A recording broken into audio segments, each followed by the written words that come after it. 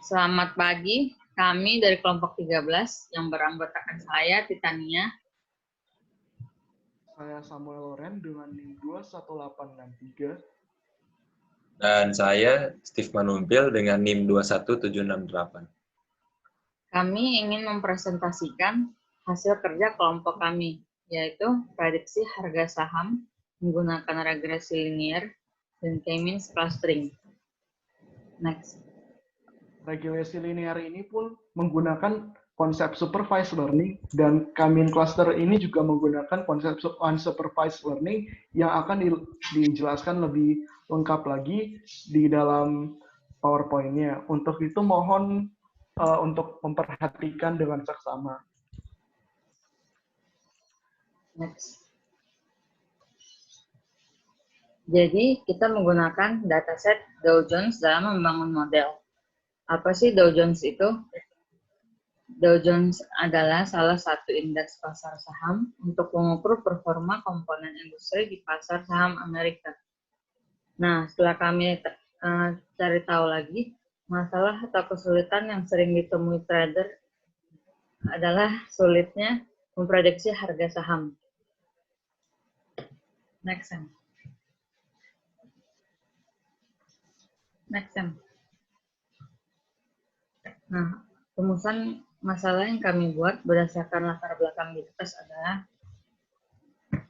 seberapa akuratkah algoritma regresi linear dalam memprediksi harga saham, seberapa efektifkah algoritma K-means dalam memprediksi harga saham. Sedangkan tujuannya adalah untuk mengetahui cara kerja dari machine learning, mengetahui akurasi dari model yang dibangun, dan memenuhi tugas akhir dari mata kuliah machine learning. Nah, selanjutnya dilanjutkan oleh teman saya.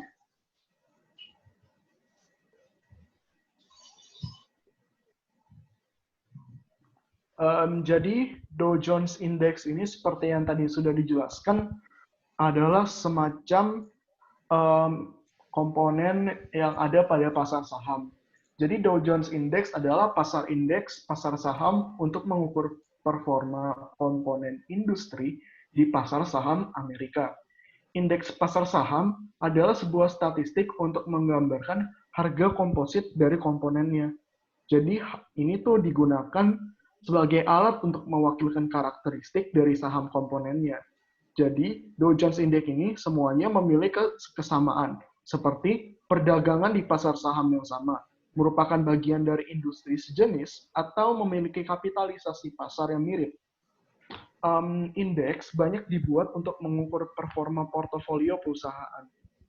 Dataset yang kita gunakan sendiri terdiri dari atribut seperti open, yaitu harga saham pada awal minggu, high, harga saham tertinggi selama seminggu, low, harga terendah selama seminggu, close, harga saham pada akhir minggu, volume, jumlah saham yang diperdagangkan dalam seminggu, percent change price, persentase perubahan harga sepanjang minggu, percent change volume over last week, persentase perubahan dalam jumlah saham yang diperdagangkan untuk minggu ini dibandingkan dengan minggu sebelumnya.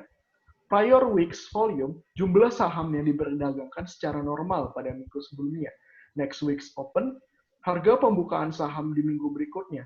Next week close, harga penutupan saham di minggu berikutnya.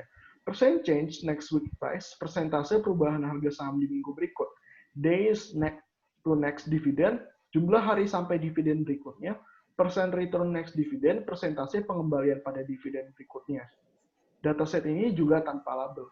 Dan sebagai catatan, Dow Jones Index ini mengambil 30 perusahaan tertinggi yang ada pada pasar saham Amerika dan dibuat menjadi indeks. Dan dipengaruhi oleh banyak faktor, bukan cuma perubahan. Namun untuk kasus yang kita gunakan, kita hanya akan menggunakan faktor dataset yang ada seperti komponen-komponen yang tadi sudah diberikan. Selanjutnya, regresi linear akan dilanjutkan oleh teman saya, Steve.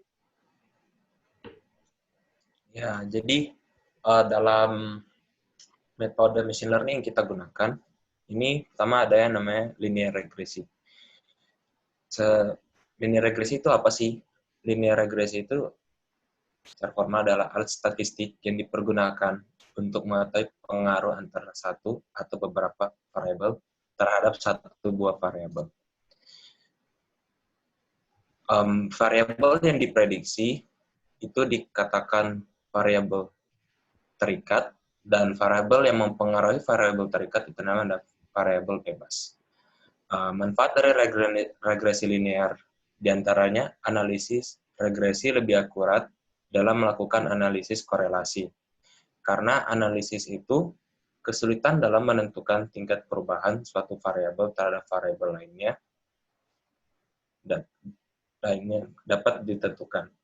Dengan analisis regresi, peramalan atau perkiraan nilai variabel terikat pada nilai variabel bebas lebih akurat.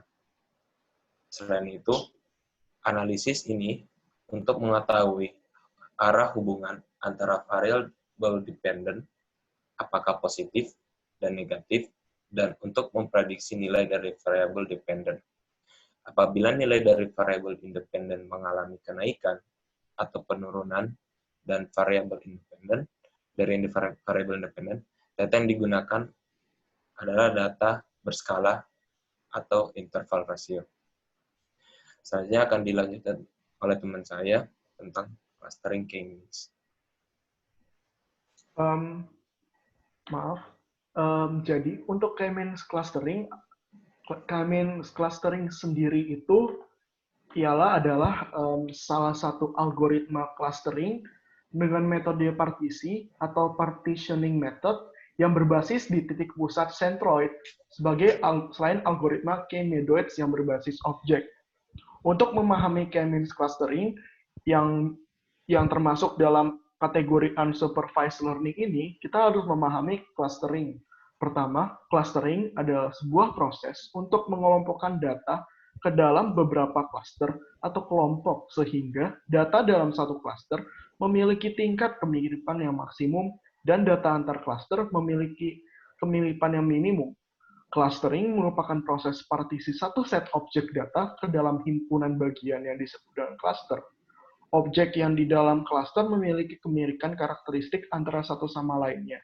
Dan berbeda dengan cluster yang lain, partisi tidak dilakukan secara manual, melainkan dengan suatu algoritma clustering.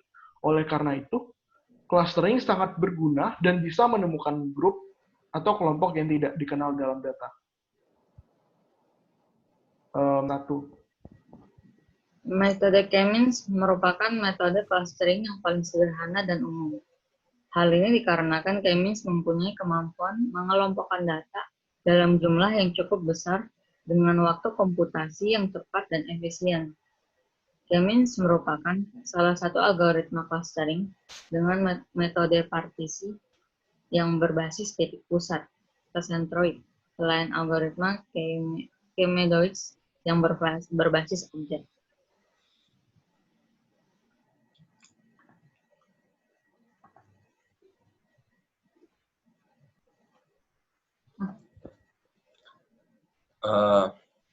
Untuk workflow atau prosedur penelitian, pertama untuk regresi linear, itu bisa dilihat seperti di gambar. Kita mulai dari pengambilan data.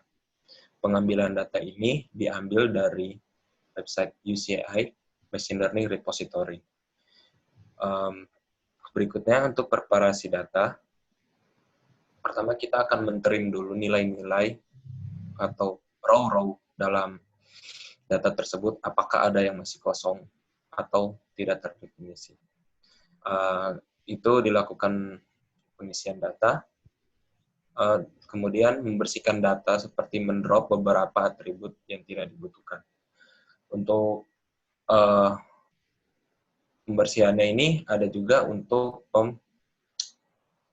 penghapusan karakter yang tidak diperlukan di dalam suatu data, seperti contoh karakter dolar yang mungkin akan berpengaruh untuk prediksi, di mana itu tidak akan diubah menjadi nilai numerik. Setelah itu masuk ke langkah train dan test yang menggunakan linear regresi.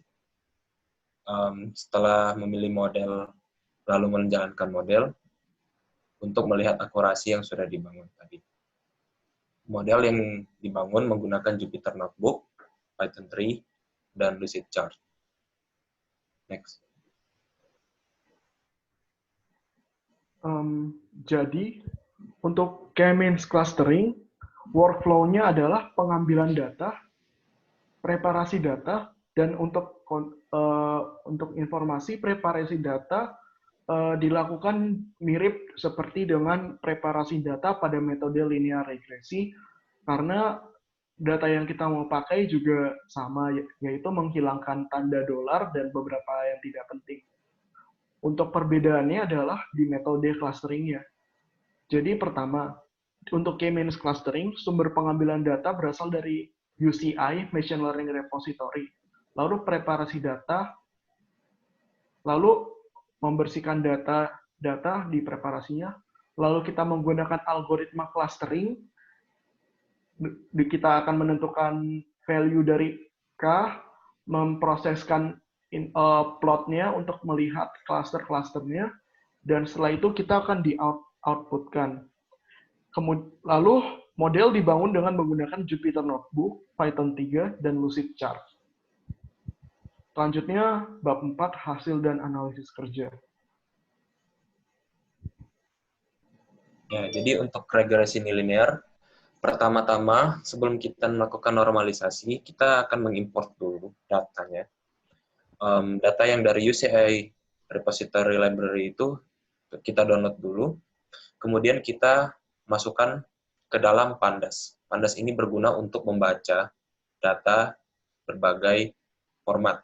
Karena ini datanya berupa CSV, akan kita format menggunakan Pandas, dan bisa kita lihat, bisa dilihat semua variabel atau fitur yang sudah disebutkan tadi di awal akan muncul semua. Mulai dari data tiap stok, dari pembukaannya, harga naiknya, sampai paling rendahnya dalam per minggu, volume yang diperjualbelikan dalam seminggu itu, sampai pada minggu sebelumnya dan minggu depannya. Tahap yang kedua itu kita lakukan pre-processing data.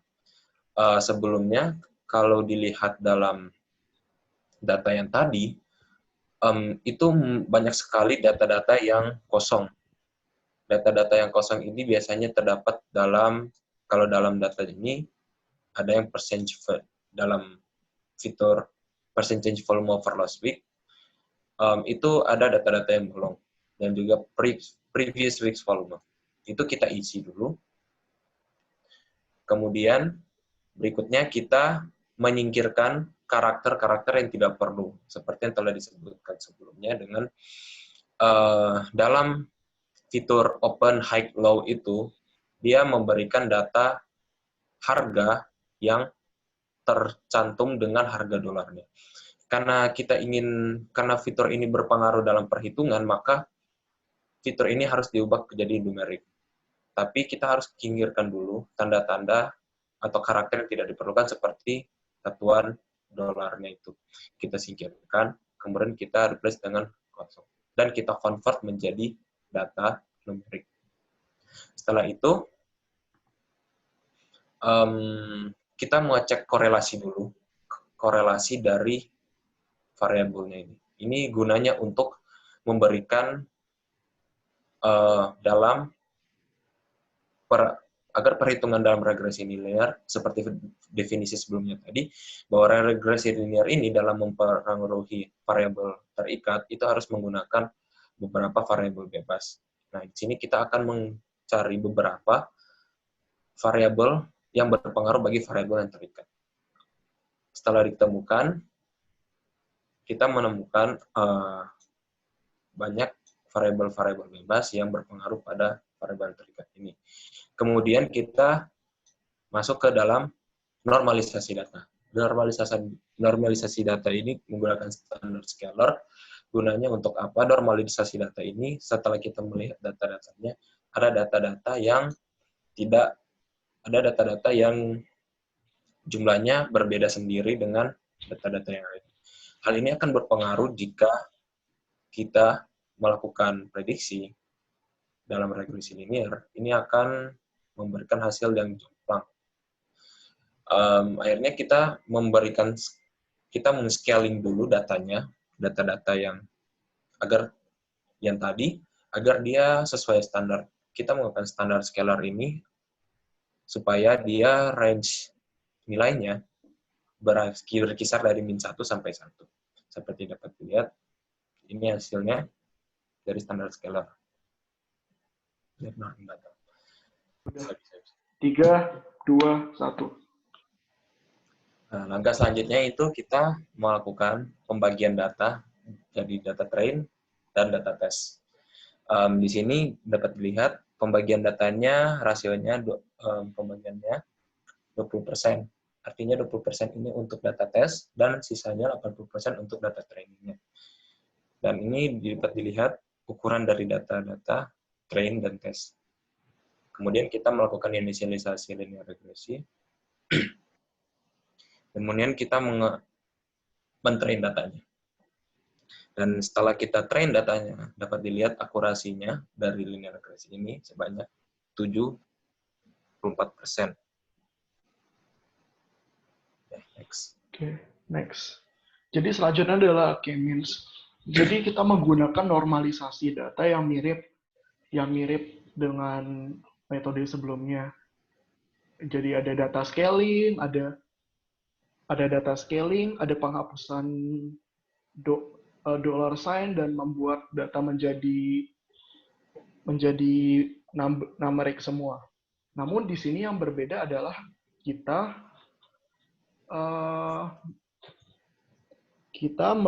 mengubah data ini menjadi semacam array untuk dilakukan clustering. Nah, jadi nanti habis diskalain datanya bakal dibuat jadi array.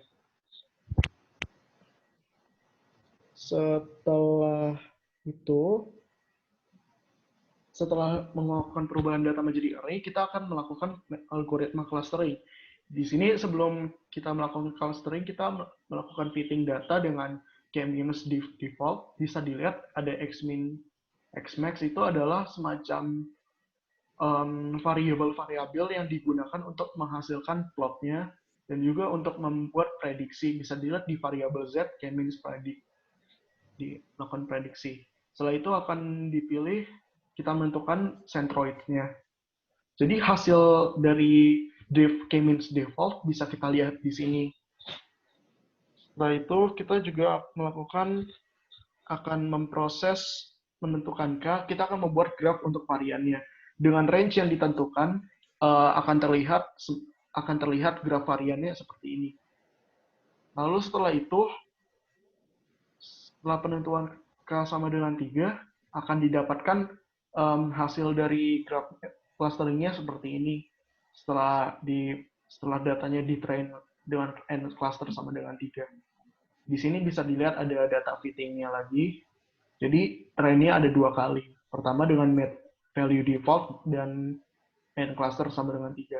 Setelah itu kita bisa lihat di sini silhouette score atau akurasinya adalah 63%. Oke, jadi kesimpulannya akan dibacakan oleh teman saya, Titan. Ya, jadi kesimpulan dari proses pembelajaran mesin di atas adalah akurasi dari keseluruhan implementasi algoritma sebagai metode prediksi Dow Jones Index adalah 74%. Dengan prediksi dari proses clustering k-means atau unsupervised learning dapat diperoleh dengan menggunakan algoritma k-means dengan hanya 3 dan range-nya 1 sampai 5. Oke, demikian presentasi kami. Terima kasih banyak. Jangan lupa like videonya dan subscribe dan berikan kami nilai yang bagus. Makasih kok Jul, makasih semuanya. Makasih kok Pak Slab.